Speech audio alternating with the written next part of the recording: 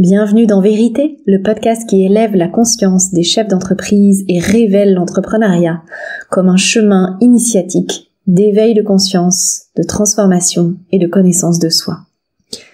Je suis Ombeline Becker, j'accompagne depuis plus de 10 ans les entrepreneurs, les dirigeants à s'aligner à leur véritable pourquoi, à s'élever pour élever leur entreprise au service de plus grands. Réconcilier réussite économique et sociétale, puissance et intégrité.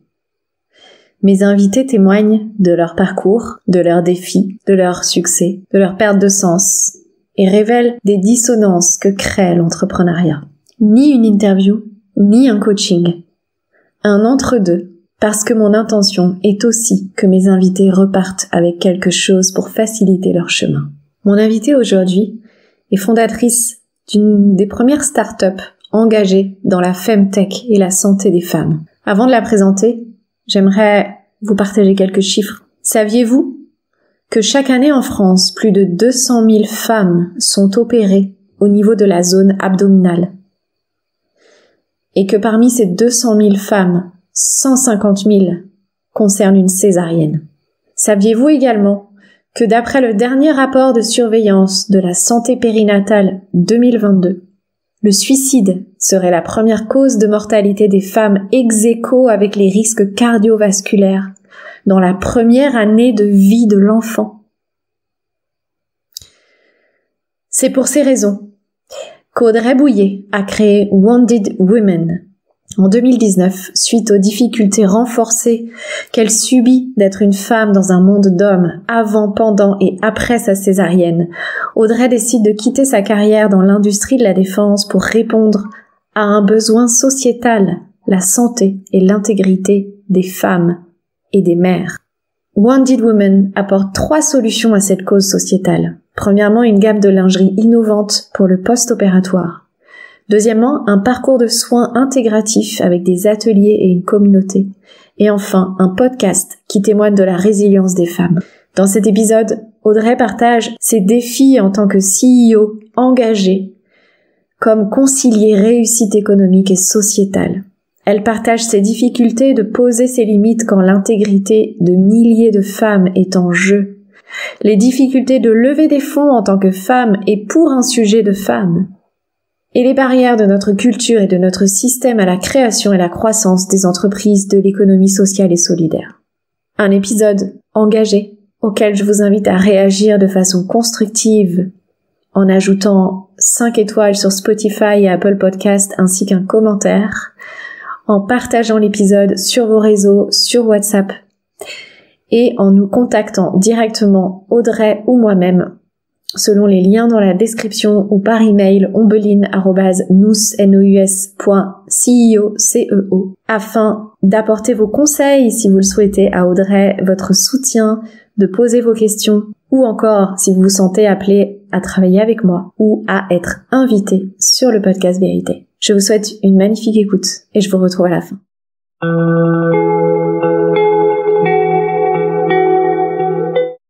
Bonjour Audrey et bienvenue dans le podcast Vérité.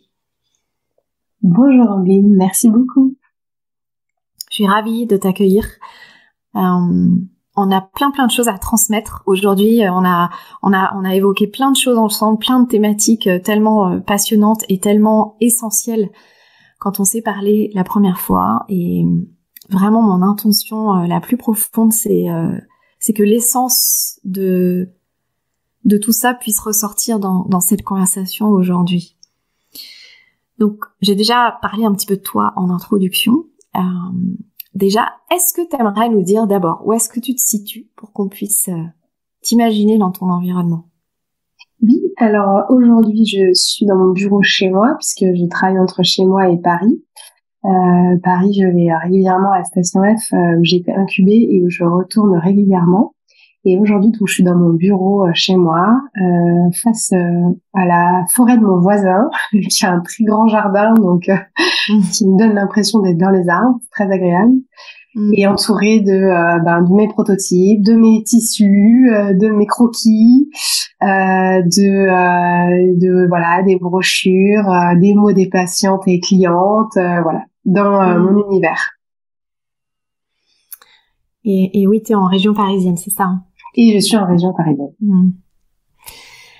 Et alors, pour qu'on puisse encore mieux recevoir ce que tu vas nous transmettre aujourd'hui, qu'est-ce que tu aimerais nous dire des grandes étapes de ton parcours pour devenir qui tu es aujourd'hui et cette femme engagée que tu es?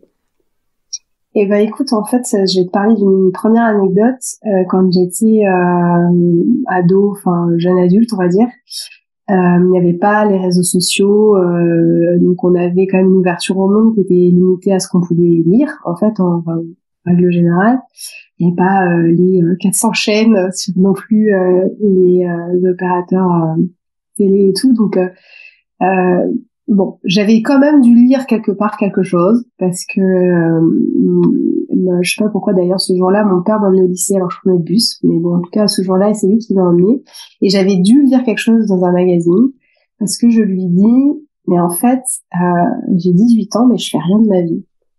Je lui dis, je me lève, je vais en cours, ok, je vais passer mon bac, mais derrière ça, il y avait, j'ai un mode de vie égoïste en fait. Ce que je voulais dire, c'était, je fais ma petite vie quoi, et ça me convenait pas du tout. Il a pas du tout compris lui parce qu'il m'a dit, pas du tout, tu vas en cours, t'es plutôt bonne élève et tout, donc t'as le temps de construire quelque chose, mais ça m'a pas du tout convenu moi comme réponse.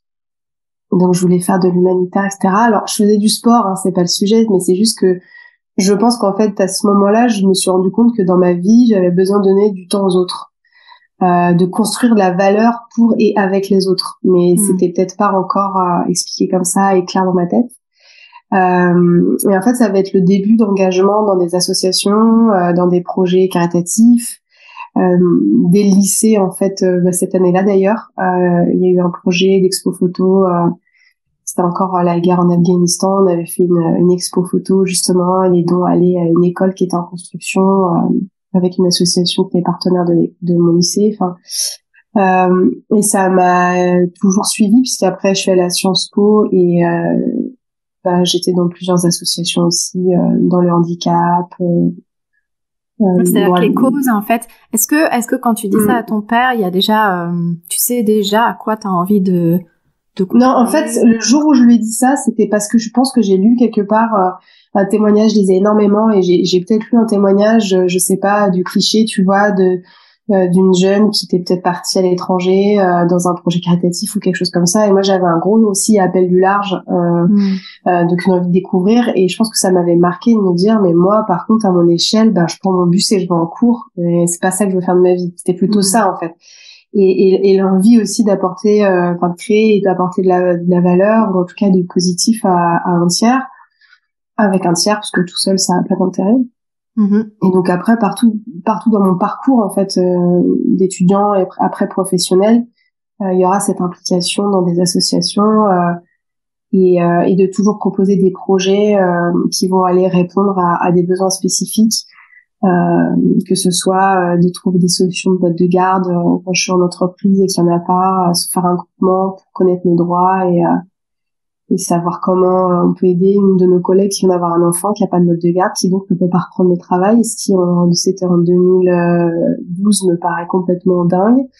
Que ce soit moi je fais de la boxe, entraîner des femmes à la boxe parce que il y en a qui ont besoin aussi de savoir se protéger parce qu'ils ont des pépins perso et qu'elles ont besoin de se protéger, que ce soit des associations dans le handicap. Ça fait plus de 13 ans que je suis dans une association qui s'appelle Ville d'Espoir, qui est une association de course à pied pour faire courir les enfants atteints de handicap dans des fauteuils spécialisés qu'on appelle le Joëlette. C'est une association qui me tient très à cœur et d'ailleurs aujourd'hui je suis membre du bureau et je suis aussi coureuse dans cette association. Et voilà, donc si tu veux, ça finalement l'engagement que je vais avoir aujourd'hui dans ma vie d'entrepreneur, il était déjà présent dans ma vie et il s'est construit, puis il a eu différentes formes au fur et à mesure. Tu vois, j'ai fait Sciences Po avec une spécialité Moyen-Orient, donc j'ai vécu au Moyen-Orient plusieurs fois. Et même quand j'étais au Caire, qui est quand même pas une vie très simple quand t'es une jeune femme, qui est quand même assez hostile, qui est géniale, mais quand même assez hostile. J'ai quand même fait de l'humanitaire là-bas, tu vois, parce qu'il y avait pas mal de projets en cours auxquels je voulais me raccrocher. Et donc, tu vois, en fait, à chaque fois, il y a quand même un fil rouge de l'exclusion et des inégalités. Ah oui, complètement. Et ce profond sentiment de vouloir faire part à mettre fin à certaines injustices, je sais pas d'où il vient, mais qui était déjà très présent. J'ai toujours été fascinée par les reporters de guerre, qui avait le prix Bayeux Calvados juste à côté de chez mes parents, donc j'y allais tous les ans. Et puis que ta vie ait un sens, et ta vie a un sens par tes actions, donc ça c'est quelque chose qui était très présent, très très présent chez moi. Et puis aujourd'hui, tu vois, après dans le parcours professionnel, je suis quand même rentrée dans la défense. J'étais à l'étranger pendant plusieurs attentats et j'ai décidé de travailler sur ce domaine-là puisque j'étais en relations internationales sur le Moyen-Orient. Bon, à une époque où c'était quand même pas malheureusement le cas d'aujourd'hui, mais c'est quand même déjà tendu. Et donc je me suis orientée après sur les questions de défense et de sécurité. Donc bon, tu vois, on est quand même dans une thématique quand même liée à la protection d'autrui et avoir en tout cas l'impression de faire partie d'une grande action collective. Donc voilà. Oui, il y a un besoin de protéger et de défendre l'autre. Ou les autres. Ouais. Et alors, qu'est-ce que tu aimerais nous dire par rapport à ce parcours au Moyen-Orient, à ton expérience en fait dans la géopolitique, la défense, l'armement, tout ça?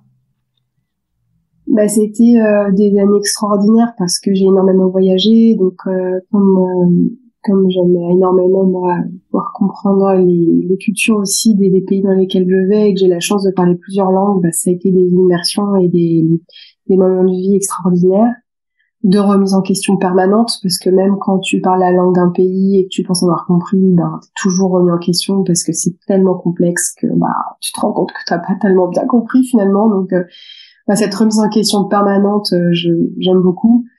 J'ai par exemple vécu à Jérusalem, je parlais l'arabe, j'avais appris l'hébreu parce que je voulais pas vivre sur place en ne parlant et ne lisant et comprenant qu'une seule des deux langues. Oui, donc je crois que tu m'avais dit que tu parles 5 langues. Oui. Et dont certaines que je parlais très très bien, que je parle moins bien maintenant parce que je les utilise moins. Mais c'était une immersion à chaque fois qui était extrêmement riche et après passer sur les questions de sécurité et de défense, c'est la même chose quand t'es dans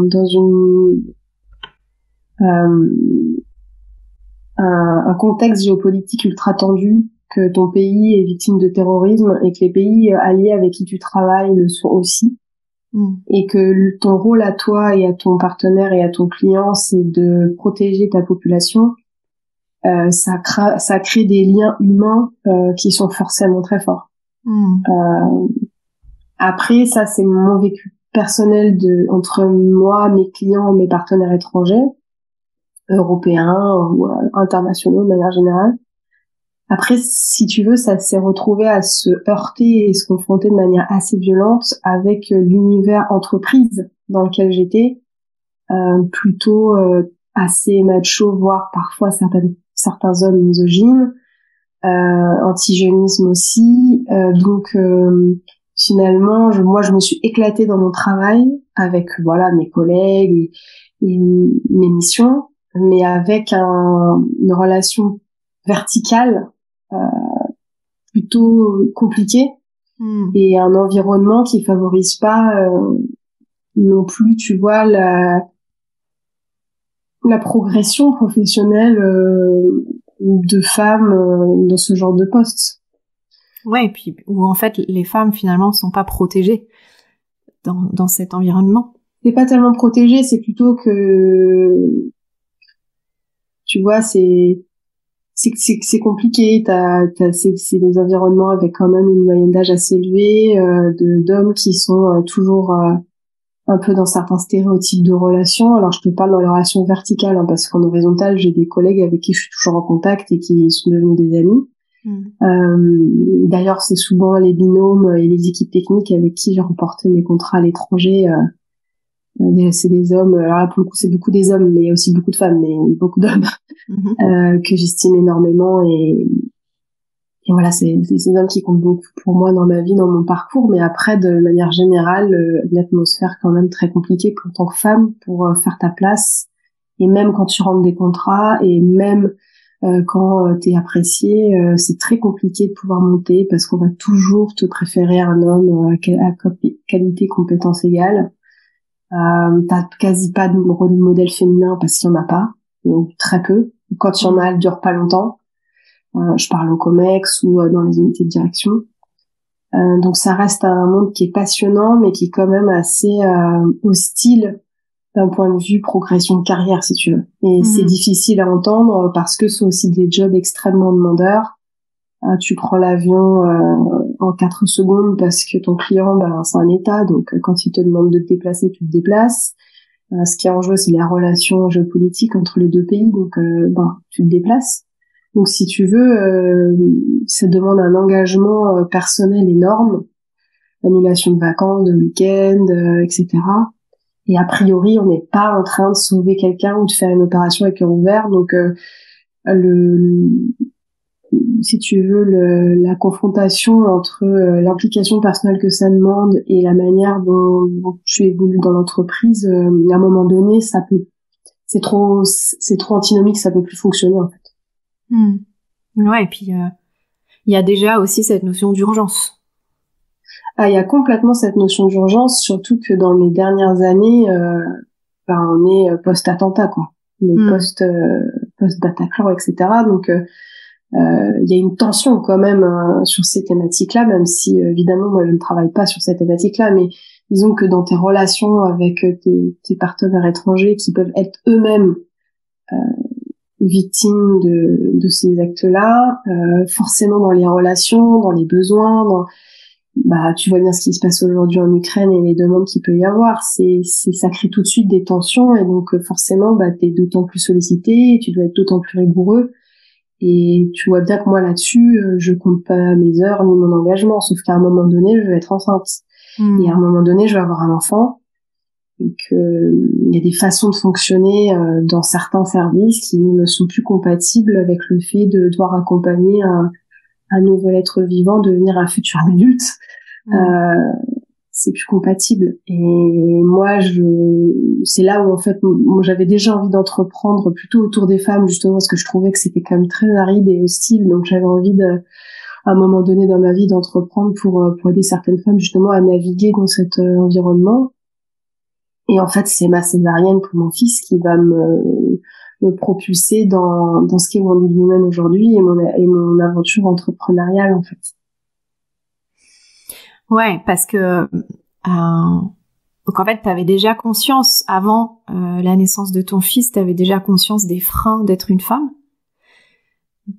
Tu me corriges si je me trompe, ok? Mais quelque part, tu réussissais plus ou moins à contourner un petit peu tout ça et à t'adapter. Sauf que la naissance de ton premier enfant fait que il y a des choses où tu peux plus t'adapter, quoi. Et puis ça devient inacceptable. Oui, en fait, je pense que alors t'as tout à fait raison. Alors, faut quand même savoir que je me suis pris en pleine tête la différence homme-femme quand je suis entrée en entreprise, parce qu'en fait, dans mes études, honnêtement, j'ai jamais été confrontée à ça. Au contraire, les femmes étaient plutôt dans les plus brillantes, dans les majeures promos. Pour mes stages, j'ai jamais eu de sujet. Pourtant, tu vois, j'ai été beaucoup en ambassade, à l'étranger et tout, et parfois, voilà, il peut y avoir certains comportements.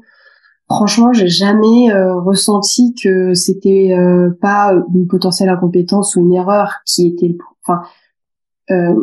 mon genre n'a jamais été un sujet avant que j'entre en entreprise, vraiment. Alors, je te parle pas dans la vie de tous les jours, le fait de te faire agresser, de te faire suivre dans la rue, je suis pas naïve, J'ai eu mon lot comme tout le monde, malheureusement, mais plutôt d'un point de vue liberté économique et sociale. Ça m'a vraiment heurté quand je suis entrée en entreprise, et aussi parce que moi, je suis entrée dans un domaine qui était quand même assez particulier, avec, comme je disais, voilà, plus d'hommes, et puis plus d'hommes d'un certain âge, etc. Donc, avec une certaine culture.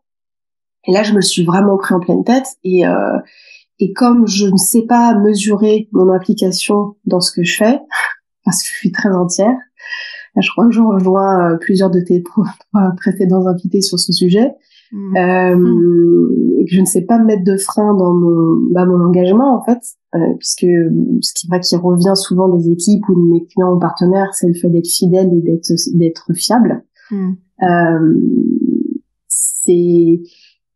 C'est là où effectivement ça a pu être compatible, parce que j'avais mon enfant, et qu'à un moment donné, il faut mettre des limites, que je ne savais pas me mettre à moi-même. Puis ça aussi, c'est un engagement. Bien sûr, complètement. Et puis surtout que moi j'ai fait toute ma campagne d'un énorme contrat que j'ai rentré avec les équipes dans ma dernière boîte, 2 milliards d'euros, qui est un des premiers gros contrats de l'entreprise depuis plus de 20 ans, donc avec toute l'équipe avec qui on a mené ça. Je l'ai fait toute la campagne enceinte, et avec un niveau de stress quand même assez élevé, d'énormes horaires de travail, ce qui fait que j'ai été obligée de m'arrêter 2 semaines avant mon congé mat, parce que je ne pouvais plus me lever. En plus, j'avais un ventre énorme et j'étais épuisée. Et encore 2 semaines. Ouais. 2 semaines avant ton congé mat. Oui. 2 semaines avant l'accouchement. Non, en fait, le deal que j'avais avec moi-même, c'était d'aller au bout, de remettre l'offre au client, de faire toute la partie, si tu veux, dans les appels d'offres internationaux. Après, tu as une partie de questions-réponses, ils demandent à clarifier des choses. Et moi, je m'étais dit, je m'arrête quand cette phase-là est finie. C'est-à-dire, si vraiment je suis trop mal, j'irai pas jusqu'au moment de l'annonce. Tant pis, de toute façon, tout est fait.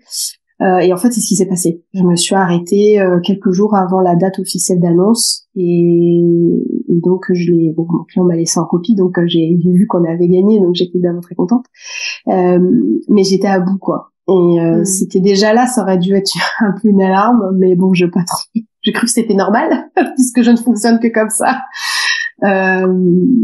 Mais là, voilà, le fait d'avoir un enfant, et puis dans les conditions dans lesquelles je l'avais eu, faisait que il fallait mettre des limites, et qu'un engagement comme ça, sans se protéger, en fait, c'était plus envisageable, parce que du coup, un environnement hostile que avant t'arrives un peu à détourner, à contourner et à te protéger, quand tu te donnes à 400%, mais que voilà, t'es aussi fatigué, et puis que tu commences aussi un peu à voir les choses d'une autre manière, là ça t'atteint en plein cœur, et en fait tu peux plus le supporter, et puis tu ne veux plus de ça dans ta vie, surtout. Ouais, t'atteins un peu la zone rouge de l'intégrité. Mais c'est exactement ça. Et puis tu te demandes ce que tu veux transmettre aussi. Est-ce que tu veux transmettre à ton enfant qu'aller travailler, c'est dans la fosse au lion H24, avec sa dose d'humiliation, et en fait, en plus, c'était pendant le confinement, toute cette phase où moi je suis revenue en octobre 2019, donc quelques mois avant qu'on soit confiné, et ça a accéléré ma volonté aussi à un moment donné de me dire, si je trouve pas un terrain d'entente dans un job donné, etc., qu'en gros ça se clarifie pas sur mon positionnement dans l'entreprise, ça sera compliqué de rester. Et puis il y a eu tout un tas d'autres raisons d'échanges qui ont fait qu'on s'est séparés, mais avec cette entreprise.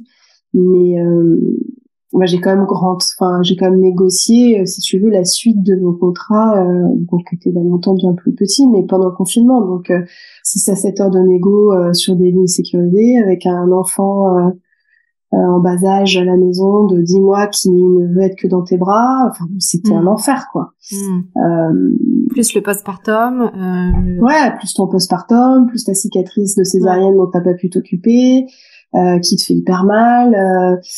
Donc voilà, mais ça a été ça fait partie, jusqu'à cette nouvelle vie que je mène aujourd'hui, des années les plus enrichissantes de ma vie. J'ai fait des rencontres incroyables.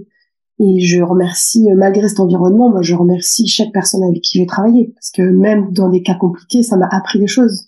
Et puis Wounded Woman n'existerait pas sans ça. Mais absolument. Et puis tu vois, même tout ce qui a pu être difficile, ou même mes erreurs parfois de casting, quand on m'a dit on choisit pas un job, on choisit aussi son boss. Moi, j'ai toujours choisi la mission. C'est mon côté bon soldat. Et même en ayant fait ces erreurs-là, du coup, si je devais réécrire l'histoire, je la changerais pas.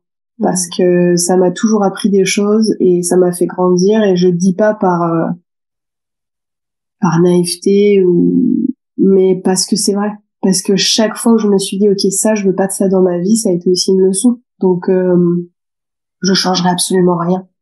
Et d'ailleurs, parfois, cette vie me manque. Ah ouais. Parfois, cette vie me manque, cette adrénaline me manque et surtout ces voyages et ces immersions dans d'autres cultures, d'autres façons de penser me manquent, mais pas l'environnement. Donc, je suis quand même guérie sur ce manque.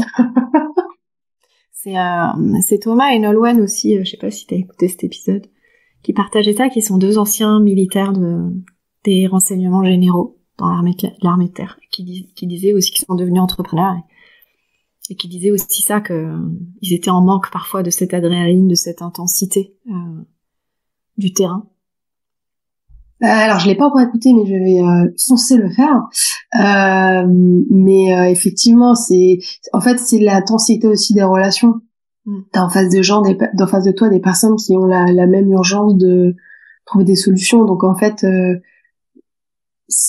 puis après ça dépend aussi ce que tu vends, ça dépend de sur quoi t'es positionné. Moi, j'étais positionnée que sur des sujets de défense et pas d'armement pur offensif, donc j'étais toujours que sur des considérations de protection d'espace. Donc forcément ça rend les relations aussi très intenses quand tu rencontres ton partenaire et qu'il vient d'y avoir un nouvel attentat en France et que du coup voilà, la poignée de main elle est vachement chaleureuse, que il a une petite attention sympa pendant la réunion, tu vois, il y a des petits biscuits, des petits trucs, parce que il arrête pas de dire qu'il présente toutes ses condoléances à la France. Enfin, tu vois, c'est des tout petits trucs, mais c'était des années très particulières. Enfin, c'était vraiment et heureusement exceptionnel.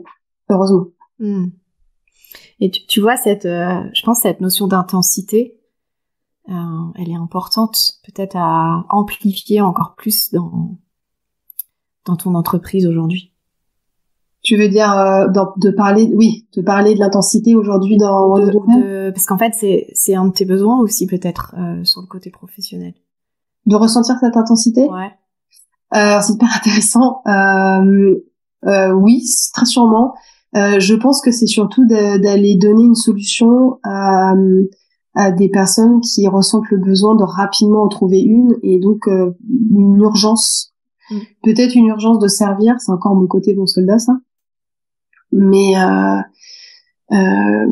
voilà, avec Wounded Women aujourd'hui, travaillant sur les parcours post-opératoires, effectivement, il y a une très grande intensité dans mes échanges avec les femmes, dans ma communauté aujourd'hui de femmes qui sont des femmes patientes, en fait, qui sont dans des parcours de soins très complexes, ou qui en entrent, ou qui en sont...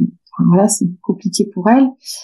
Et donc, nos échanges sont très intenses. Donc, ma volonté de répondre à leurs besoins, quels qu'ils soient, que ce soit d'information, que ce soit avec la lingerie innovante, quel que soit l'objet de la réponse, effectivement, il y a une intensité et une urgence à le faire.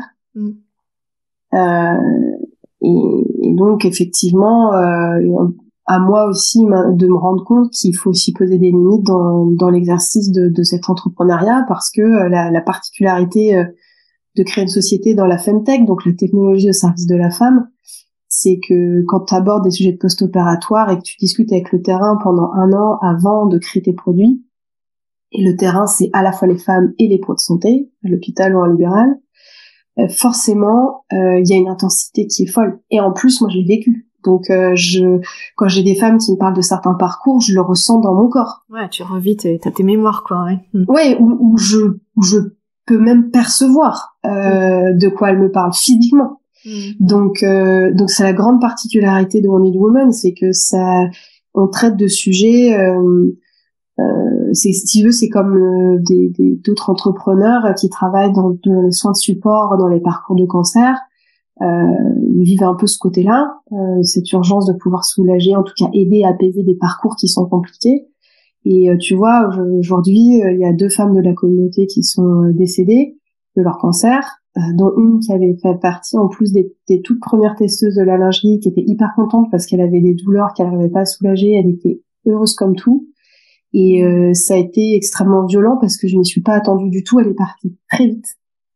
Et moi, je m'étais pas du tout protégée. C'est-à-dire qu'encore une fois, j'ai fait tout à 400%, sans me positionner en tant que chef d'entreprise, mais en me positionnant en tant que autre femme patiente, en fait, comme elle. Parce que la volonté et la mission de Wendy Woman, c'est bien de répondre à leurs besoins. Mais moi, mon positionnement, il était à 400% d'être à leur tenir la main, alors que j'avais quand même une casquette de chef d'entreprise aussi à avoir.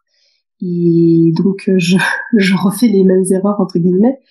Et il faut absolument réussir à prendre ce recul et être capable d'aussi endosser cette casquette de chef d'entreprise qui, pour le coup, me passionne parce que j'ai qu'une hâte, c'est de recevoir, d'accueillir les premiers stagiaires de l'entreprise et ensuite mes premiers salariés. C'est quelque chose que j'attends là avec grande impatience. Et il va falloir du coup bien faire la différence entre les deux casquettes quelque part. Ouais. Qu'elles cohabitent, qu'il n'y en ait pas une qui prenne plus la place sur l'autre et accepter parfois que la casquette de chef d'entreprise parfois prenne le pas sur l'autre casquette. C'est quelque chose que je n'arrive à faire que maintenant. Et ça fait 2 ans que je travaille sur Wendy Woman. Ça fait 1 an que Wendy Woman existe, mais ça fait 2 ans que je travaille dessus. Et je n'arrive à avoir la casquette CEO qui prend le pas sur l'autre que maintenant, tu vois. Donc oui, parce que c'est aussi toutes les difficultés quand on passe du soloprenariat à cette casquette de CEO c'est moi qui réponds aux besoins des clients, je mets en place quelque chose pour répondre aux besoins des clients ou aux besoins des patients pour le coup. Donc là, jusqu'à maintenant, c'est toi qui leur as tenu la main. Ce qu'on sait, c'est qu'elles ont besoin que quelqu'un leur tienne la main. Que quelqu'un comprenne, en fait.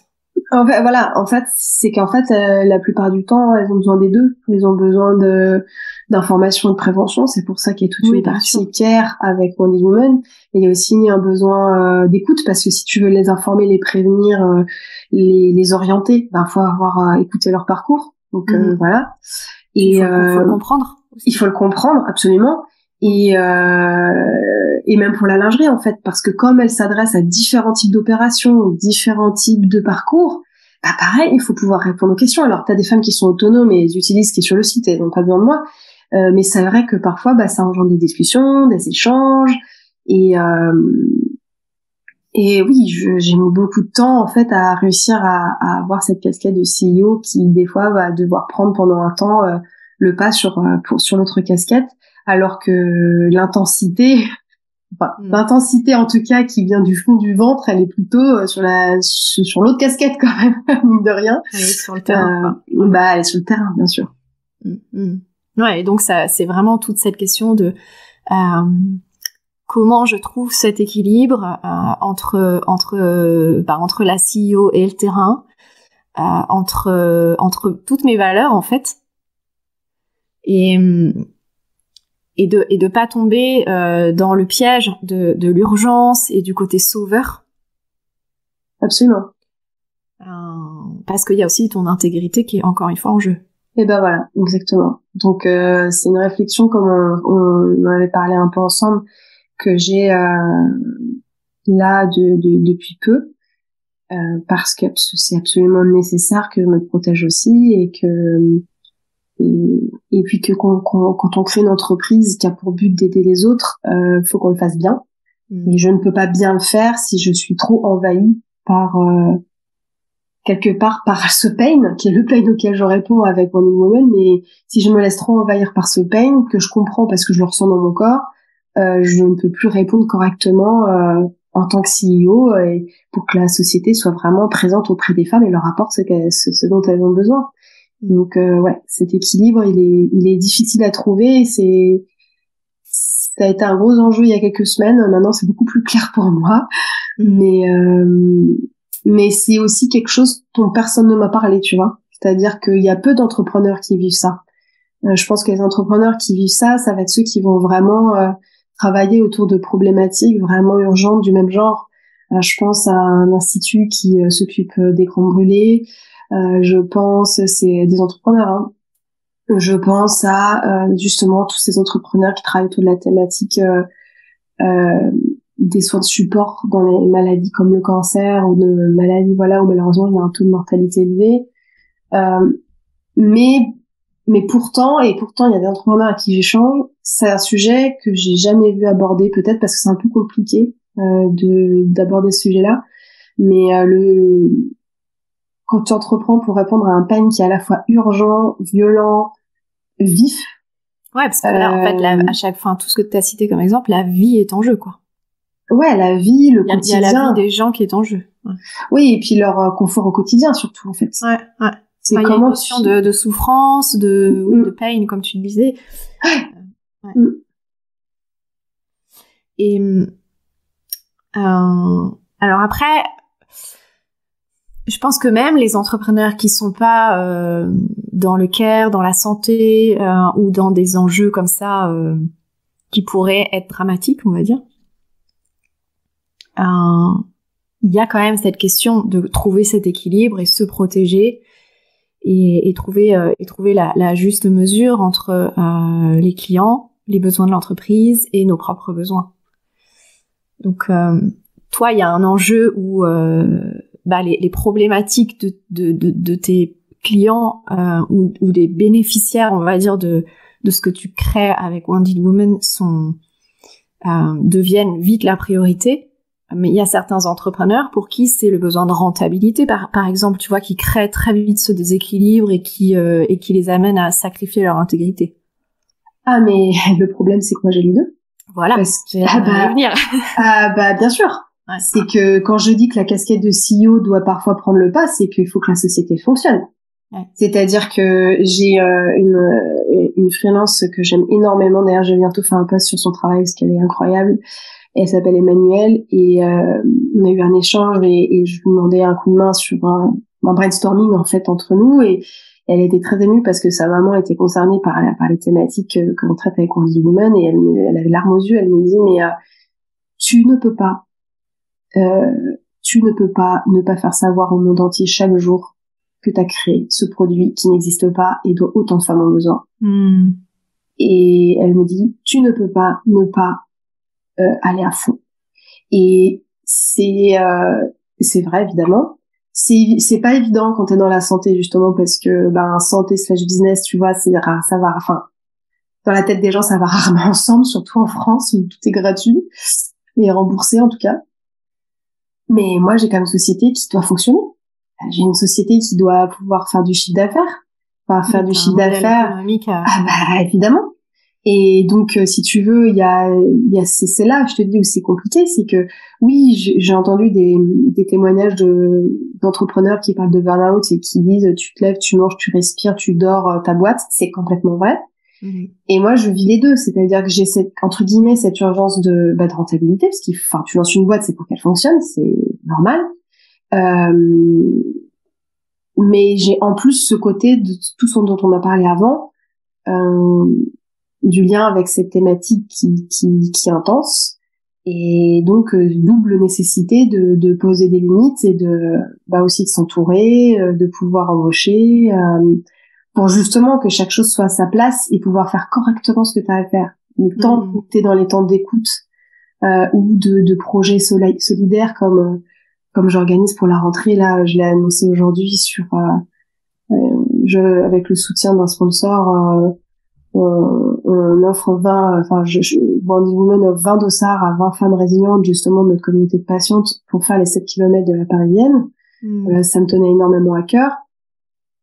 Mais, voilà, il y a des moments où cette casquette, elle doit exister parce que c'est dans l'ADN de toute ma mission.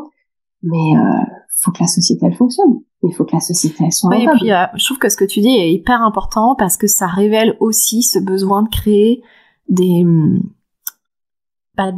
nouvelles structures juridiques en fait pour les entreprises. Je trouve que on est vraiment dans une époque où l'entrepreneuriat a besoin de se renouveler en termes de statut, tu vois. On est un petit peu enfermé dans la SARL, la SAS et aujourd'hui il y a besoin, je crois que c'est des sujets qui sont abordés dans enfin je pense à HEC, etc. Il y a ou Ticket for Change. Enfin il y a besoin de créer peut-être des nouvelles structures qui ont différentes entités juridiques, par exemple une SAS et une fondation. Exactement. De voir comment on peut créer des modèles économiques qui s'équilibrent.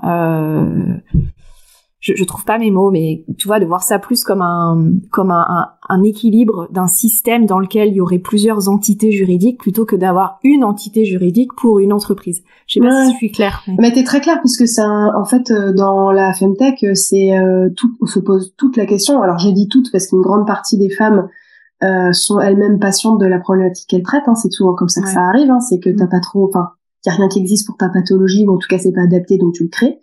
Donc c'est souvent des femmes, pas que, mais voilà, elles ont des co-founders hommes, mais souvent c'est des femmes. Et c'est la grande question que tout le monde se pose, parce qu'en fait, pour que les femmes ou la société sachent que ces sujets existent, il faut sensibiliser.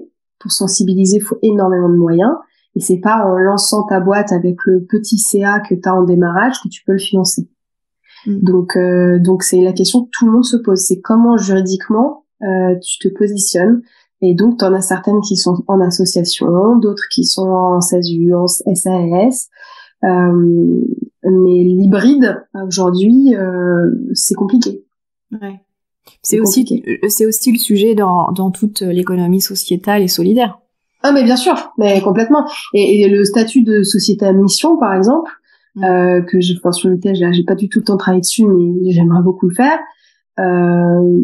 Je sais pas si finalement, dans les exigences que ça a, ça va vraiment s'adapter à une société qui se lance, qui a peu de moyens et qui a peut-être pas les moyens tout de suite d'aller valider, tu vois, les différents engagements que la grille privée du label de société à mission t'oblige à remplir. Enfin, je sais pas si je suis claire, mais oui, parce que là, il y a effectivement des exigences d'un label, alors que ce qu'on évoque, c'est un vrai besoin d'un contenant juridique et administratif qui va faciliter les choses.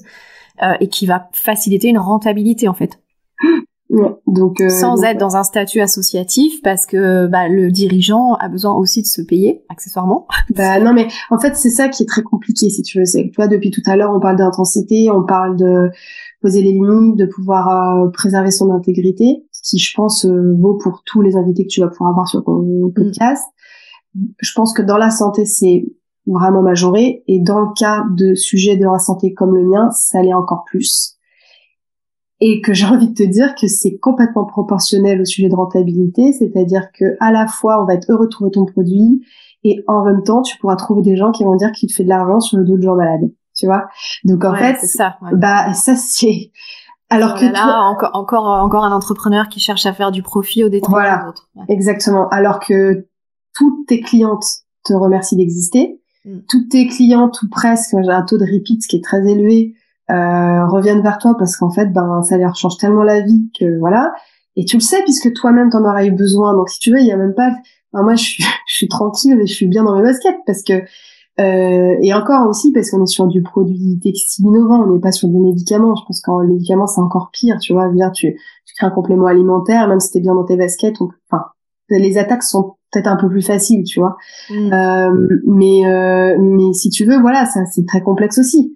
C'est-à-dire que plus le pain est élevé, c'est-à-dire la douleur, la nécessité d'avoir une réponse sur le marché est élevée, et plus t'y réponds, plus tu peux aussi être taxé justement de profiter d'un sujet de santé pour te faire de l'argent, alors qu'on trouve et ce qui est absolument absurde, c'est qu'on va trouver du coup normal. Parce que si tu réponds, oui, mais si moi je le crée pas, il n'existe pas. Donc on répond pas à 200 000 femmes opérées en France, et on répond pas chaque année, et on répond pas à 16 millions de femmes en France qui souffrent et qui peuvent pas s'habiller. Cicatrices, vergetures, problèmes de peau, surpoids, etc.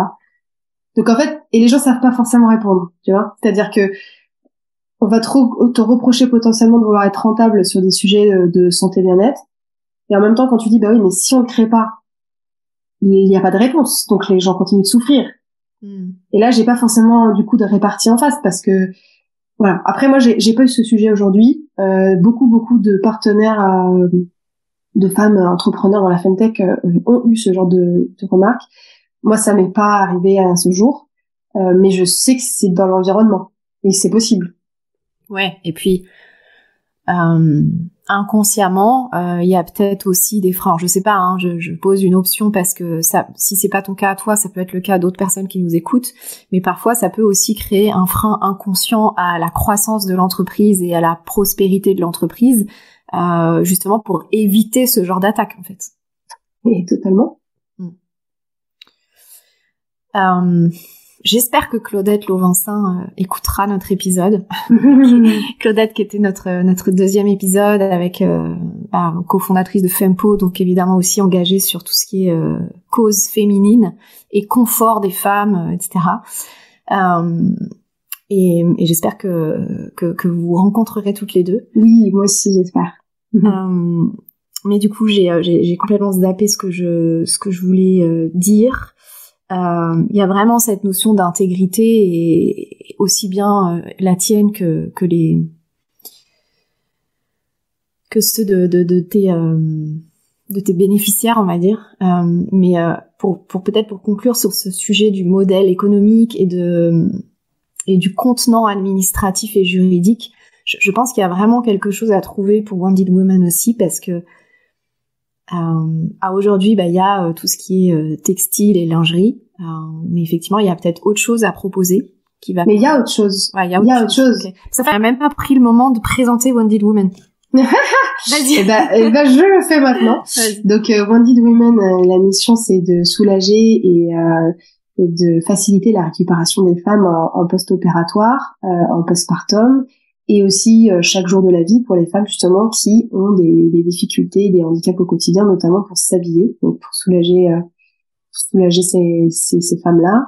Et ça passe justement par trois actions principales, mais qui sont résumées, je dirais, dans deux canaux. Le premier, c'est tout ce qui va être justement Wounded Women lingerie et textile. Donc la lingerie innovante, les premières culottes innovantes qui ont été créées pour justement les femmes qui ont des cicatrices abdominales, donc des césariennes, célioscopies, laparotomies, des stomies, des body lifts, et les femmes qui ont perdu beaucoup de poids après, par exemple, une sleeve, une réduction d'estomac, qui en enlève la peau parce qu'ils ont perdu beaucoup de poids.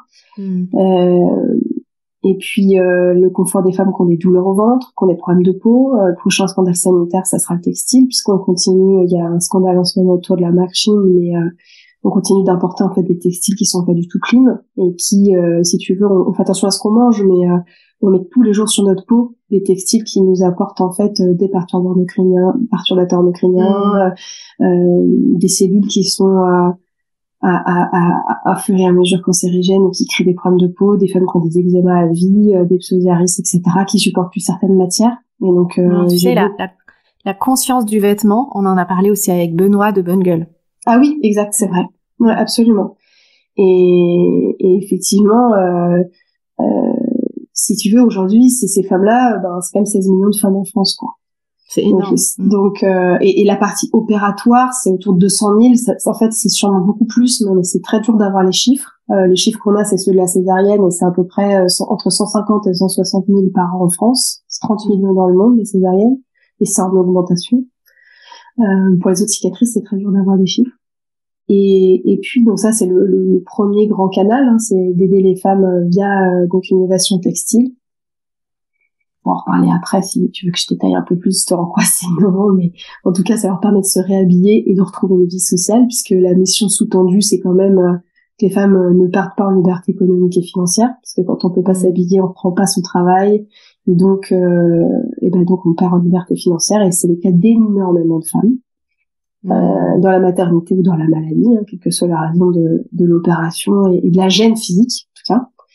Et puis le deuxième, ça va être plutôt tout ce qui va être Wounded Women Care. Ça va être tout le travail sur le parcours de soins, de prévention, d'information, auprès des femmes, auprès des professionnels de santé. Il y a des professionnels de santé aujourd'hui qui me demandent à être formés sur c'est quoi un parcours post-opératoire d'une femme qui a eu césarienne ou qui a eu telle ou telle opération, c'est quoi ses gènes, de quoi elle aura besoin, comment on peut travailler en pluridisciplinarité. Donc voilà, ça va être ça. Ça va être sensibiliser des entreprises aussi en retour au travail de femmes qui ont ce genre d'opération, parce qu'elles vont ni pouvoir rester debout ni assises pendant très longtemps.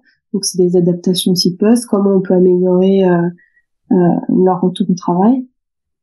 Donc c'est vraiment les deux grands axes, et à l'intérieur vient aussi rompre l'isolement des femmes avec des rencontres, des ateliers, aussi de la sensibilisation, mais qui est là vraiment créé avec des dates et des rendez-vous, quoi, et vraiment permettre aux femmes de se retrouver, d'échanger sur leur parcours, et puis de bénéficier de toute cette information et de prévention, mais en live, autour d'un atelier où la plupart du temps on revoit donc tout cet écosystème que j'ai créé avec Wonder Woman, qui résume en fait toute la pluridisciplinarité autour de ce parcours de soins. Et en fait, souvent, on le personnalise en fait pour chacune, et elles repartent avec des idées de rendez-vous, d'améliorer leur parcours de soins, de professionnels qu'elles peuvent aller voir. Elles vont s'informer et être plus actrices de leur santé. Donc, ça va être vraiment la partie textile et la partie care qui elle se divise entre information, prévention et rompre l'isolement avec des rencontres. Et il y a aussi le podcast qui a été créé plus parce qu'en fait il y avait tellement de femmes qui voulaient témoigner, et de professionnels de santé qui voulaient eux aussi apporter leur patte et dire un peu aussi comment leur discipline pouvait aider les femmes. Donc, c'est toujours ce parcours pluridisciplinaire. Donc, on a créé un podcast qui s'appelle La Voix des femmes résilientes, et où donc il y a des témoignages de femmes, quel que soit leur parcours de vie, autour de cicatrices physiques ou psychologiques, et puis l'intervention des professionnels de santé. Et aujourd'hui, Wonder Woman, c'est 11, bientôt 12 membres du board, donc qui est le board médical, scientifique, qui me conseille, et avec un référent référente par discipline de ce parcours de soins pluridisciplinaire. Et puis c'est une centaine de professionnels de santé en libéral qui sont dans le réseau, qui demandent régulièrement que je leur renvoie les brochures de la lingerie, par exemple, ou alors avec qui on fait des ateliers. Pareil d'ailleurs avec les membres du board, pour travailler sur certaines thématiques. Et toujours dans l'idée soit d'informer les femmes, soit d'informer leurs pairs, en fait, d'autres professionnels de santé, pour encore mieux accompagner les patientes. Ok. Et est-ce que tu aimerais qu'on creuse le sujet, parce que peut-être que dans nos auditeurs, il y a des personnes qui peuvent aussi t'apporter des conseils sur ce modèle économique, tu vois. Est-ce que tu aimerais aller un petit peu plus loin pour nous dire, par exemple, donc là tu viens de nous donner les 4 domaines ou les 4 façons d'intervenir de Wonder Woman. Est-ce que tu aimerais nous dire qui sont les clients en fait? Alors les clients de la lingerie, c'est à la fois les femmes elles-mêmes en B2C, mais aussi des maisons de bien-être de santé féminin comme Pemlab à Paris, Fit Shop en Suisse, qui vont apporter justement dans une seule boutique plusieurs produits de bien-être féminin liés à plus ou moins des pathologies, ou en tout cas des états physiques féminins, des pharmacies. Et puis certains professionnels de santé aussi qui ont dans le cas des professionnels de santé qui sont auto-entrepreneurs aussi dans tout ce qui va être holistique, et qui ont la possibilité d'avoir des showrooms, des choses comme ça, qui vont prendre 1 ou 2 pièces parce que voilà, ils veulent pouvoir parler de la lingerie, ils veulent pouvoir la faire tester, etc. Mais c'est principalement pharmacie, boutique de bien-être et féminin, et puis les femmes elles-mêmes directement. Et pour la partie care, les femmes elles-mêmes aussi, donc pour les ateliers de sensibilisation vers les femmes elles-mêmes, les professionnels de santé qui me demandent justement d'être mieux formés sur ces parcours de soins, et aujourd'hui et puis voilà, parce que le podcast il n'y a pas de business model autour du podcast aujourd'hui. Et par exemple, les professions libérales qui demandent à être formées, est-ce qu'ils peuvent bénéficier de leur budget formation pour le faire? Alors aujourd'hui, c'est en fait, pour tout te dire, quand on enregistre cet épisode, c'est en cours de construction, parce que je vais le créer avec un partenaire, et comme c'est pas encore officiel, je ne le dis pas. Ok, on le dit pas. Mais ça va être en partenariat avec un acteur de ce domaine, et donc ça sera très sûrement par cette capsule-là, et je ne sais pas encore s'ils peuvent utiliser leur crédit formation, j'espère. Je ne sais pas. Donc voilà. En fait, ça devrait faire partie. Ça devrait être éligible, oui. Oui, puis même au-delà de ça devrait être même, je dirais, imposé à tous les professionnels de santé qui sont concernés par ces opérations ou par ces interventions. Enfin, ou par ces conséquences opératoires. Enfin, je sais pas. En fait, en fait, oui et non. C'est-à-dire que tu vois, d'un autre côté, quand on te dit que quand t'es sage-femme ou pédiatre, l'allaitement c'est vu à peine, alors que typiquement dans le cadre d'une césarienne, entre guillemets, réussir son allaitement, je mets des guillemets bien sûr, mais c'est souvent quand les femmes veulent allaiter, mais parfois même quand elles voulaient pas allaiter, un peu leur revanche sur un accouchement qui s'est pas passé comme elles voulaient. Et du coup, tu te retrouves face à un vide de personnel soignant formé. Et donc, il y a beaucoup de femmes qui vont témoigner qu'elles n'ont finalement, qu'elles voulaient allaiter si tu veux, ou que finalement elles se disent bon bah puisque l'accouchement s'est pas passé comme je voulais, je veux allaiter. Et ben parfois ça s'arrête dès la maternité, parce que dès la maternité, elles ont face à elles des femmes qui sont mal formées. Elles sont mal accompagnées et du coup elles peuvent pas mettre ce nouveau ou projet prévu en place. Et donc c'est un peu pareil, tu vois. Donc il y a vraiment un manque de conscience aussi et un besoin d'éduquer. Si tu veux, les professionnels de santé font plein de choses. Tu vois, aujourd'hui, moi je travaille avec certains hôpitaux partenaires à Paris, justement sur ces sujets de parcours de soins. Et il y a des initiatives locales, c'est-à-dire que il y a des hôpitaux ou des professionnels qui mettent en place des process pour améliorer ces parcours de soins. L'idée aujourd'hui avec ces professionnels, c'est justement de processiser, d'aller jusqu'à de le recommander jusqu'à la HS. Donc on a tout un travail qu'on fait en parallèle ensemble, et moi en tant que vecteur des remontées de terrain. Et puis en tant que patiente moi-même, en tant que patiente partenaire aussi. Et donc, il y a des professionnels de santé incroyables. Si tu veux, tous les pros qui sont dans mon board, ceux qui sont dans le réseau, je dirais élargi, et certains de ces hôpitaux-là, ils sont totalement conscients que ça manque, puisqu'ils créent des initiatives, ou alors, ils viennent travailler avec moi. Tu vois ce que je veux dire? Donc, ils sont eux-mêmes conscients qu'il y a des manques et ils veulent le combler. Donc, il y a des initiatives formidables. Mais si tu veux, aujourd'hui, le premier problème autour, par exemple, de la césarienne, c'est que c'est un accouchement. Alors, il y en a qui vont te dire que c'en est pas un, mais c'est un accouchement, donc par voie haute. Mais c'est aussi un bloc, c'est aussi un post-opératoire. Sauf que d'un point de vue soin, c'est traité comme un accouchement. Donc, quand on a une césarienne, on n'a pas plus de soins à domicile, à moins de tomber sur une super sage-femme, mais dans le process, on ne nous prescrit pas des soins à domicile, on ne nous prescrit pas un congé maternité plus long.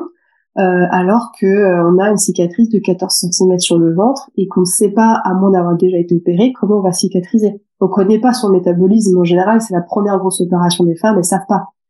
Et c'est pas du tout anodin. Et des cicatrices physiques qui sont pas soulagées deviennent des cicatrices psychologiques. Ça fait des femmes qui après sont dans des états psychiques, c'est très compliqué, et qui consultent pas forcément parce qu'elles sont même pas conscientes de ce qui leur arrive. Et donc, si tu veux le rapporter côté liberté économique et financière, c'est des femmes qui vont être moins performantes au travail, peut-être qu'ils vont s'arrêter plus souvent, peut-être qu'ils vont tomber malades plus souvent. En fait, elles vont mal. Et donc, et puis la dégringolade de l'estime de soi, confiance, une catastrophe, une catastrophe. Et puis le lien à l'enfant aussi est impacté. Alors le lien à l'enfant, la famille. Parce que le conjoint ou la conjointe est aussi parfois traumatisé dans les manières dont ça peut se passer sur place ou après à la maison s'il y a un mauvais suivi. Et en fait, c'est pas du tout anecdotique. C'est-à-dire que quand je dis que le positionnement de Wonder Woman, c'est sur le post-opératoire, postpartum, et que je rajoute chaque jour de la vie, parce qu'en fait, voilà, il y a des femmes qui ont des psoriasis ou qui ont des problèmes de peau, elles vont pour toujours, quoi. C'est sans limite de temps. Alors que quand les gens entendent post-opératoire, postpartum, ils entendent temps court. Sauf que si tu ne prends pas bien soin des femmes, bon ça pour les hommes aussi, mais là dans le cas de maladies liées au féminin ou à la maternité, donc qui touche le corps féminin, si tu ne prends pas bien soin des femmes à ce moment-là, tu crées des malaises en fait physiques et émotionnels pour des années. C'est un trauma. Mais c'est complètement un trauma. Une des chirurgiens obstétriciens de l'hôpital américain dit qu'elle estime qu'il y a jusqu'à 30% de syndrome de stress post-traumatique dans le cas des césariennes d'urgence. Les césariennes d'urgence, c'est 60% de toutes les césariennes, donc c'est 60% des 160 000, 150 000, et dans ces 60%, 30% de stress post-traumatique, pardon. On sait ça par contre, c'est des chiffres officiels, qu'il y a 15% de majoration de la dépression du postpartum quand on a une césarienne. Alors sans qu'on ait le détail des causes, mais on sait qu'il y a je crois que c'est 16% le chiffre de la dépression du postpartum quand elle est détectée. Hein. Elle est majorée de 15% quand elle a une césarienne. Donc, si tu veux rien que sur ce sujet-là, il y en a bien d'autres. Le fait de pas prendre soin des femmes à ce moment-là a un impact terrible. Je rappelle que le rapport de surveillance de la santé périnatale, le tout dernier, donc fin 2022, rappelle que le suicide est la première cause de mortalité des femmes ex aequo avec les risques cardiovasculaires dans la première année de vie de l'enfant. On est en 2023. Donc, voilà. Et c'est pas anodin du tout. Donc, quand on dit postpartum ou post-opératoire, ce n'est pas juste les 2 semaines de pansement. C'est capital que tout se passe bien et que les femmes soient vraiment bien prises en charge.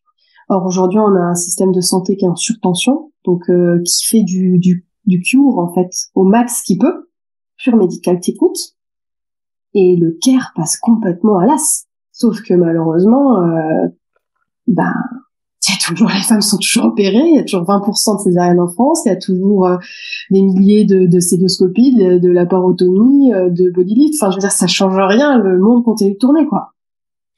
Bah oui. Et puis, comme le monde tourne, justement parce que on dit rien. Enfin voilà, je pense que le sujet que t'amènes aujourd'hui, on peut aussi le reproduire à l'autonomie et à la place des femmes dans la société. Je veux dire, le problème, c'est qu'on nous apprend pas dans notre éducation à dire non à ce qui n'est pas acceptable, parce que parfois on met des années, comme toi et moi, on a mis des années, et encore on en a pris conscience, mais il y a encore combien de femmes et combien d'hommes qui ne prennent pas conscience de ce qui n'est pas acceptable et qui pourtant est la norme. Bah oui, et c'est aussi ça, je pense, quand j'ai pris conscience que voilà, on allait séparer avec mon ancienne boîte, il y avait aussi ces sujets de garde, problème de garde. Et c'est là où l'intensité du sujet m'a encore plus éclaté à la tête, parce que je me suis dit, et c'est ce que je dis régulièrement sur les réseaux sociaux, notamment LinkedIn, qui m'a élu cette année la Top Voices sur l'égalité homme-femme, justement, parce que je sais que j'amène, c'est de dire, ce ne sont pas des sujets de femmes. Ouais. Et les sujets de moyens de garde et l'état dans lequel se retrouvent les femmes physiquement, émotionnellement, psychiquement, après leur accouchement, qu'elles aient eu ce que moi j'appelle les cicatrices pathologiques. Donc, c'est pathologique dans le sens où il y a eu un bloc. Il y a eu vraiment obligé de nous recoudre, quoi. C'est une opération. Donc, césarienne, grosse épisiotomie ou déchirure complète, qui s'appelle un périnée complet, c'est pas un sujet de femme. Parce que ça en fait des femmes blessées, donc des mères blessées, donc des salariés blessés, donc des membres d'une société blessée. Quelqu'un de blessé, on le soigne. Donc c'est pas du tout un sujet de femme, c'est un sujet de société. Et clairement aujourd'hui, pourquoi est-ce que encore une fois là je parle beaucoup de la césarienne, mais c'est parce qu'il y a vraiment un gros vide sur certains parcours de soins après d'autres opérations, peut n'y avoir rien du tout. La particularité de la césarienne, c'est quand même on a un bébé qui vient de naître, quoi. Donc en plus au niveau hormonal, au niveau identité, il se passe quand même un gros chambardement. Et il y a rien pour le coup, il y a pas du tout de suivi, il y a pas du tout de parcours de soins. Mais pourquoi ? Parce que la femme porte l'enfant. C'est à elle qu'incombe d'avoir des séquelles physiques ou émotionnelles, parce que la société ne met rien en place pour prendre soin d'elle. Enfin, je veux dire, si quelqu'un pouvait 2 secondes renverser la vapeur pour se dire si on parlait des hommes, est-ce qu'on trouverait pas ça choquant ? Enfin, je veux dire, c'est quand même une énorme discrimination. Et puis même, ce qui est de la santé au féminin, tout à l'heure, je devais avoir un échange avec une jeune femme qui on a replanifié l'échange, mais on a échangé quelques minutes rapidement. Elle est concernée par la thématique, elle a une célioscopie et elle m'a dit je voulais t'interroger en tant qu'entrepreneur dans ce domaine-là, et aussi parce que je suis moi-même, parce qu'elle fait une thèse, mais elle m'a dit je suis moi-même concernée, j'ai une célioscopie, j'ai eu aucun conseil, et elle m'a dit merci parce qu'avec tout ce que tu partages, je comprends mieux ce qui m'est arrivé, je comprends mieux comment prendre soin de moi. Donc, ça arrive aussi dans le cas des opérations. Mais c'est vrai qu'il y a derrière, comme tu l'as dit, il y a un gros sujet d'équité en santé, plus que d'égalité, d'équité, parce que nos corps sont pas les mêmes, qui doit absolument être pris en compte. Ouais, parce qu'on est, on est dans une société où rien que naître femme, déjà, ça crée une inégalité. Et encore, on n'est pas les plus mal lotis. Et on n'est pas les plus... Ben non, mais c'est ça, en fait. C'est ça qui est pervers, quelque part. C'est qu'on se dit, on est dans un pays développé, on est dans un pays riche, donc en fait, les femmes ont le même confort que les hommes. Mais c'est là où c'est vicieux. C'est que c'est invisible, en fait. Si tu veux, aujourd'hui, j'échange beaucoup aussi avec des acteurs étrangers. Je reprends encore une fois le chiffre de la césarienne, parce qu'en fait, c'est une opération massive en nombre qui est réalisée sur les femmes dans tous les pays. Donc c'est une des premières, parce que c'est le plus gros chiffre, le plus gros volume. On parle beaucoup du cancer du sein, mais tu vois, il y a 20 000 mastectomies par an en France, et il y a 160 000 césariennes. C'est juste pour que les gens se rendent compte des volumes. Je fais pas de hiérarchie, c'est juste une question de volume. Et donc il y a des pays où c'est bien pire, puisque nous on est à 20%, il y a des pays c'est 60%. Il y a des pays qui ne communiquent pas les vrais chiffres. Moi j'ai échangé avec des gens qui sont dans des pays autour de la Méditerranée, ils annoncent des chiffres autour de 40-50%, alors que moi j'ai des retours de femmes qui me disent j'étais leur premier accouchement par voie basse depuis 10 ans, à la clinique où j'ai accouché.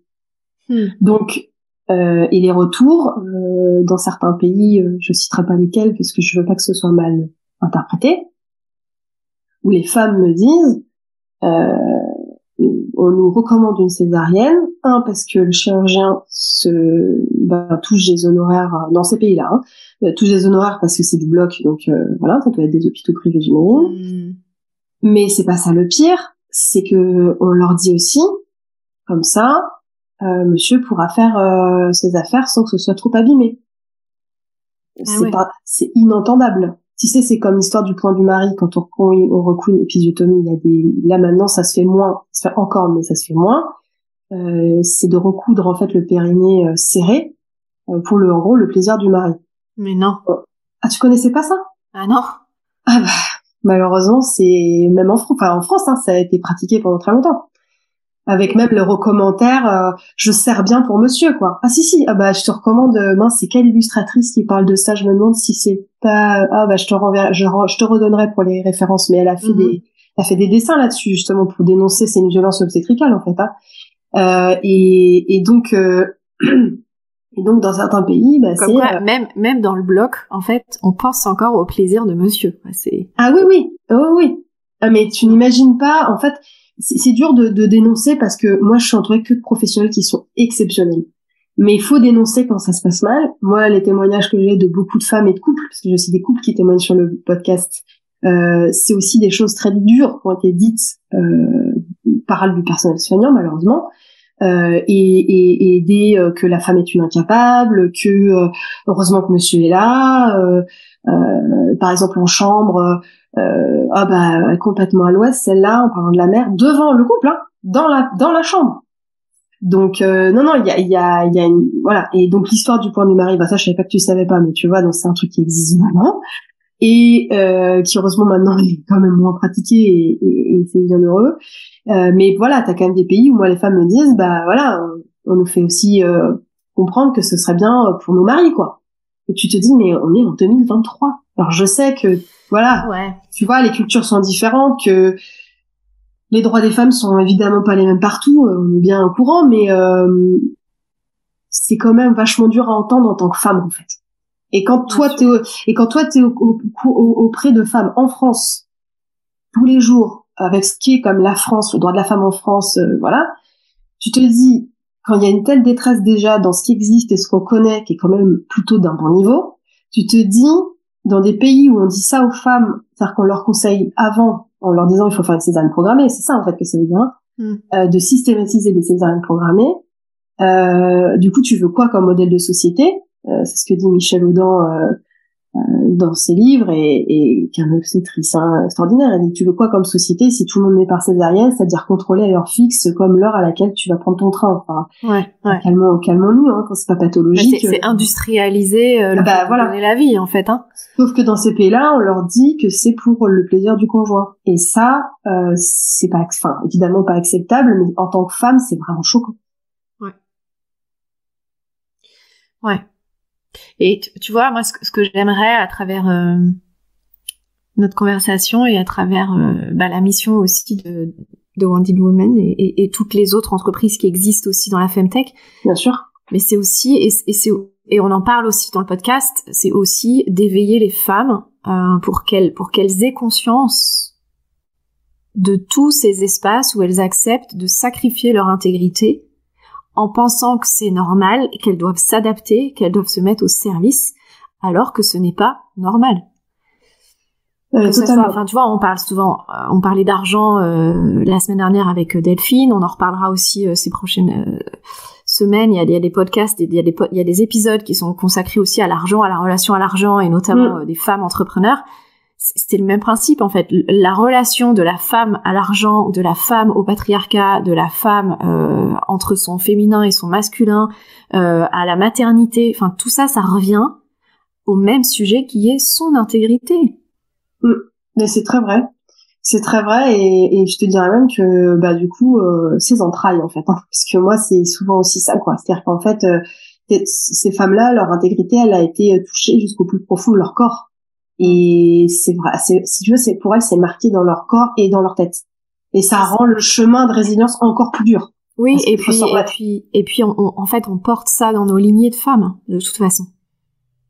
Après, tu vois, moi, j'ai un petit bémol sur un truc. C'est, pour pouvoir t'éveiller, il faut savoir que tu peux être éveillé. C'est-à-dire que quand t'es baigné dans, je sais pas, moi, des hommes dans ta famille sont plutôt, très misogyne, avec un peu de pervers narcissique par-dessus, et donc c'est un peu de la manipulation aussi, que t'as certaines femmes qui cautionnent ça.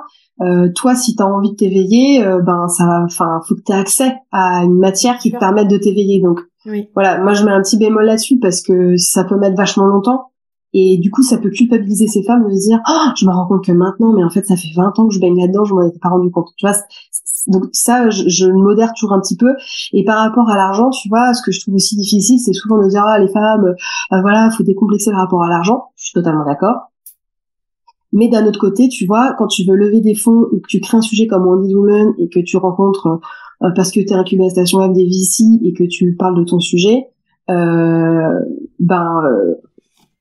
si tu veux, en face, il n'y a pas forcément de répondant. C'est-à-dire qu'en fait, on a aussi envie de financer ce qu'on a envie de financer et que tu peux ne pas avoir de problème avec l'argent, décider que tu crées une boîte qui doit être rentable et te salarier assez rapidement. C'est pas magique si en face, t'as pas des interlocuteurs qui comprennent que ton sujet est un sujet urgent de société et que, je sais pas, mais le métaverse, c'est peut-être pas tout de suite hyper urgent, quoi. Tu vois? Donc, et ChatGPT non plus, d'ailleurs. Voilà, non, mais tu vois, ce que je veux dire, c'est que la première étape, c'est de dire aux femmes qu'il faut pas avoir de problème avec l'argent et les aider, et ça, c'est formidable. Mais je pense qu'à un moment donné, faut aller plus loin, parce que du coup, on est plusieurs comme moi à avoir besoin aussi à un moment donné de lever des fonds et être soutenus, et où c'est compliqué parce que c'est des sujets de santé, que c'est des sujets de santé qui concernent les femmes, et donc t'as l'impression que pour eux, l'entonnoir se rétrécit. Et qu'il n'y a pas d'enjeu, alors qu'en fait c'est inscalable, il y a des enjeux et que oui, on a besoin d'être financé, tu vois. Donc le rapport à l'argent sur ces thématiques-là, je pense que ça peut aussi faire partie, tu vois, d'un podcast à part entière, un épisode de regard croisé avec différents intervenants, parce que c'est aussi un problème, c'est-à-dire que quand toi t'as plus de problème avec l'argent, en face, à part tes clients qui t'en apportent parce que t'as du chiffre d'affaires, ce qui est le cas de Wounded Women si tu veux, mais pour vraiment scaler, avoir un coup de pouce, il faudra pouvoir avoir des fonds. C'est pas forcément évident, tu vois. Pourtant aujourd'hui, il existe des fonds d'investissement qui sont dédiés aux femmes, mais bon, c'est encore tellement minoritaire, quoi. Oui, et puis attends, on est combien à vouloir apporter des projets? C'est normal qu'à un moment donné, il y ait une sélection aussi, et quand tout le monde vient en disant son projet est urgent. Si tu veux, moi c'est simple, il y a des personnes qui reviennent vers moi en me disant ah, je suivais ce que tu faisais, je trouvais ça vachement bien, mais ma tante, ma sœur, ma femme vient d'avoir une césarienne, vient d'être opérée. Ton travail, ça semble plus que urgentissime de le faire connaître parce que grâce à ce que tu fais, ma sœur, ma femme, ma tante, je sais pas qui, va mieux. Mais tu vois, parce qu'ils ont été touchés. Ouais. Parce que je veux dire, personnellement, comme la société veut pas voir ces sujets-là et décide que c'est pas des sujets, voilà, de société, malgré les volumes qu'on a énoncés, c'est compliqué parce que ce que je disais au début, c'est que ça demande, entre guillemets, j'aime pas ce terme, mais d'éduquer, c'est-à-dire d'informer que ça existe, et ça prend du temps. Oui. Et pour moi, il y a aussi un sujet là dans tout ce que tu partages, que ce soit la notion de levée de fonds ou que ce soit ce que tu disais juste avant. Pour avoir conscience, faut être éveillé à. C'est l'importance de la sororité. Ah bah bien sûr. Parce que de toute façon, les choses, les mentalités changeront parce qu'on est toutes ensemble à ce que ça change. Et si aujourd'hui il y a des entreprises comme la tienne qui existent, et même si ce podcast existe, c'est parce qu'il y a des premières générations de femmes qui ont dit non, c'est pas acceptable. Ah mais merci, c'est ce que j'ai dit dans une interview il y a pas longtemps. J'ai dit mais ceux qui répondent que puisque c'est ah bon, il y a eu ces volumes, ils sont en augmentation, ils existaient déjà. Alors elles ont fait avec. Ah oui, elles ont fait avec, elles sont en dépression, elles se sont suicidées, elles vont mal tous les jours, mais oui, bien sûr, elles ont fait avec. Mais en fait, si on avait vécu comme ça depuis toujours, on serait encore en calèche.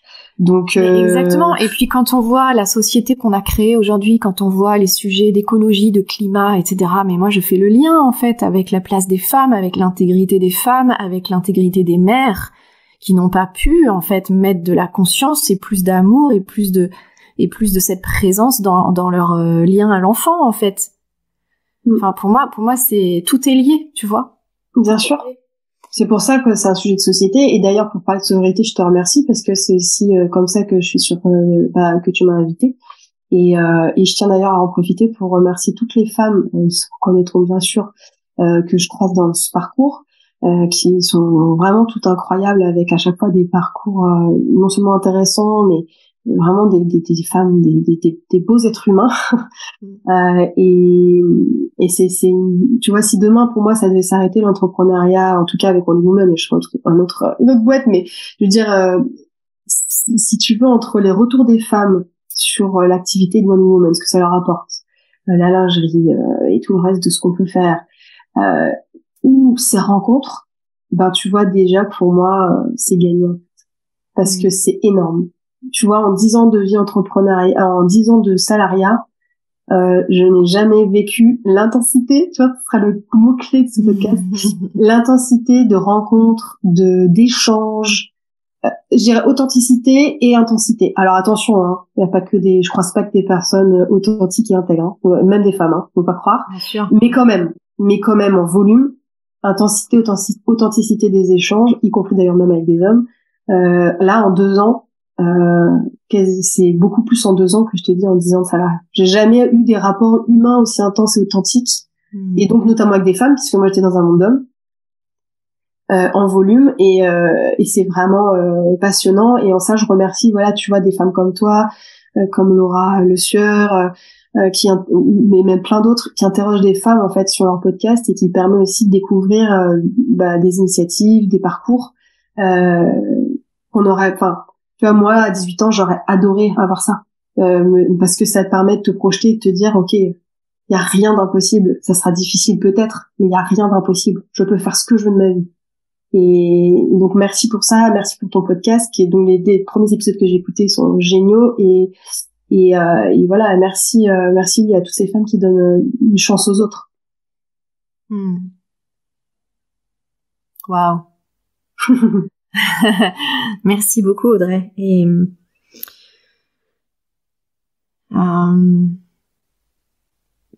qu'est-ce qu'il y aurait besoin d'ajouter pour que ce soit complet et pour que le message que tu as envie de transmettre, aussi bien toi, ta posture d'entrepreneur que ton engagement, pour que tout ça soit complet? Moi, je pense qu'on a dit beaucoup de choses, et c'est très très intéressant aussi. Tu m'as fait aborder des points que j'ai jamais abordés. Tu m'as même, dans notre premier échange, tu m'avais fait aussi me poser des questions que je m'étais pas posées. Enfin, c'est vraiment merci vraiment pour ce que tu m'as apporté, ce que tu m'apportes. Et je pense que par cette discussion, c'est assez complet.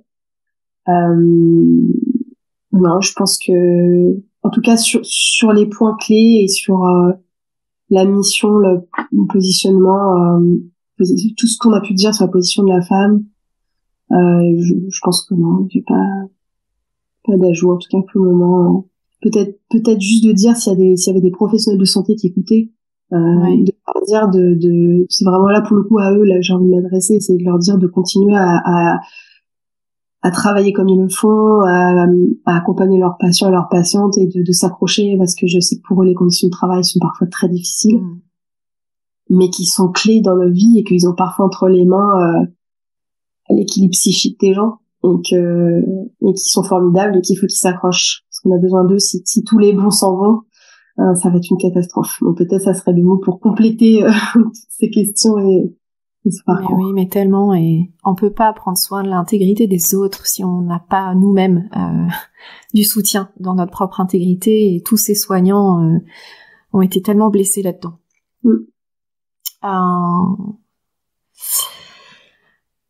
Comment les personnes peuvent te contacter, Audrey? Alors, elles peuvent me contacter sur LinkedIn, à mon profil, voilà, à mon profil. Elles peuvent me contacter sur Instagram, sur le compte de Wounded Women, où j'ai ouvert une page aussi à mon nom, mais il n'y a pas grand-chose dessus aujourd'hui. Pour l'instant, parce que je vais pas tout faire. Non, mais sur LinkedIn et sur Instagram, c'est très bien. Ok.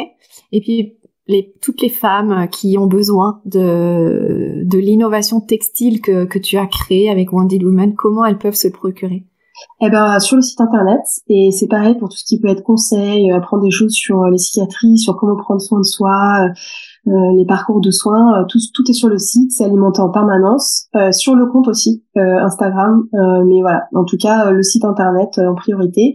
Et si elles sont à Paris, la pharmacie fait le commerce, puisqu'il y a notre lingerie mise en vente là-bas, et c'est une pharmacie exceptionnelle, qui organise énormément de choses justement sur le parcours de soins des femmes, et des hommes, mais pas mal des femmes. Et puis chez PemLab aussi, qui est à notre lingerie également. Donc si elles sont à Paris, ça fait deux points pour aller les chercher. Et en Suisse, parce qu'on a aussi une boutique en Suisse. Donc si tu as des auditrices en Suisse, une boutique en Suisse. Bah tu sais, moi j'ai vécu mon accouchement en Suisse. Ah bah voilà, bah tu vois. Voilà. Donc si on nous écoute en Suisse, voilà, chez Fluid Shop, et puis bien sûr sur le site, et puis ne pas hésiter à m'écrire. Je réponds. C'est quoi la boutique en Suisse, tu as dit? Fluid Shop. Je te donnerai les liens. Oui, tu me donneras, je les rajouterai. Okay. Et alors mes dernières questions, quelles sont, donc bon, t'en as déjà un peu parlé déjà, mais en gros si ça serait quoi les intentions et les priorités qu'on pourrait soutenir avec toi pour ces prochains mois? Bah clairement de parler de la mission de Wounded Women, de la lingerie, de l'existence de la lingerie, pour que le maximum de soignants qui sont dans les soins post-opératoires puissent dire aux femmes qu'elle existe. Après voilà, bien sûr, elles font leur choix, elles ne le prennent pas, mais au moins faire connaître la lingerie, parce que je reçois tous les jours des messages qui me disent si je vous avais connu avant. Donc voilà, de faire connaître au maximum, de partager. Et puis voilà, pareil, s'il y a des professionnels de santé ou des entreprises qui ont envie aussi d'aider, donc soit leurs patientes, soit leurs salariés dans ces moments de vie, qui n'hésitent pas à me contacter, et puis sinon juste à partager mon travail. Je suis assez pour ces interlocuteurs-là, je suis assez active sur LinkedIn, donc de pas hésiter voilà à partager, à soutenir des initiatives et tout simplement à faire connaître le travail de Wounded Women.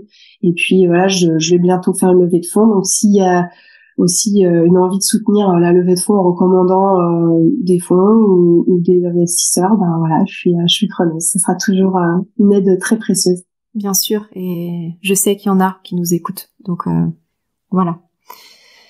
Un grand merci Audrey, et moi de mon côté, si je peux contribuer à ton intégrité, à ton alignement, à ton leadership et à continuer à ce que tu t'élèves avec Wounded Women, c'est vraiment avec grand honneur que je le ferai. Ah bah oui, merci beaucoup. Qui est-ce que tu aimerais entendre dans ce podcast, Audrey?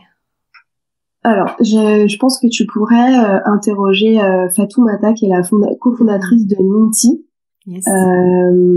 Parce qu'elle porte une mission avec Minty, qui est aussi une société Femtech, mais qui est autour de la fertilité, et notamment des parcours PMA, et qui a une mission, une façon en fait de porter son projet qui est assez similaire à Wounded Women sur sa thématique. Et c'est en plus une femme incroyable et que j'aime énormément. Donc voilà, on s'est rencontrés à Station F en fait. On était incubés dans la même promotion. Et voilà, c'est une femme, je pense, qui pourrait apporter beaucoup aussi à ton podcast. Bah, ça serait un honneur de la recevoir. Et si tu veux, si tu es en contact avec elle prochainement, tu pourras aussi lui partager notre épisode. Ah bah oui, bien sûr. Est-ce que tu voulais... alors, je t'ai pas posé la question de avec quoi t'aimerais que les auditeurs repartent de cette conversation. Est-ce que tu voulais ajouter quelque chose par rapport à ça? Alors en fait, c'est surtout... en fait, il y a deux possibilités. Si ce sont des femmes, qu'elles repartent avec à la fois de la joie et de la confiance. De la joie de se dire qu'elles peuvent tout accomplir, même si c'est difficile, on l'a dit, mais ça c'est une chose, et qu'elles peuvent avoir vraiment de la joie dans leur vie, et que tout n'est pas à subir. Et confiance, parce que faut qu'elles puissent se faire confiance, on l'a dit, sur différentes thématiques, confiance dans leur corps, leurs compétences, voilà, qu'elles repartent vraiment avec ce shot de joie et de confiance. Et de puissance. Et de puissance, bien sûr. Ouais, tu es puissante, c'est ce qui est sur tous les colis et tous les flyers de Wounded Women, c'est tu es puissante. Donc de la puissance, évidemment. Joie, confiance et puissance, un beau cocktail. Et si c'est des hommes, j'aimerais qu'ils repartent avec, genre à dire en anglais, tu sais, awareness, c'est-à-dire de prendre conscience. La conscience. Voilà, de prendre conscience de tout ce qui a été dit et de pouvoir à leur niveau et leur échelle, bah peut-être faire en sorte que une femme de leur entourage se sente un peu mieux. Et ça, ce serait vraiment génial. Et comme quoi, on est autant au service du féminin que du masculin. Ouais, bien sûr. Magnifique. Et ma dernière question aujourd'hui, Audrey, avec quoi toi tu repars de cette conversation? Eh ben écoute, je repars avec justement beaucoup d'élévation, beaucoup de sérénité, et puis beaucoup d'envie. C'était très intéressant. Je te remercie vraiment beaucoup. Et donc je repars boostée et avec la vision éclaircie. Magnifique. Je suis très heureuse, en tout cas, de cet espace qu'on a pu créer. Et puis, longue vie à ce podcast au service de cette grande mission de Wounded Women et au service de toi aussi. Voilà. Ah, merci beaucoup, merci encore. À très bientôt, Audrey. À très bientôt et encore bravo pour ce podcast. Merci beaucoup.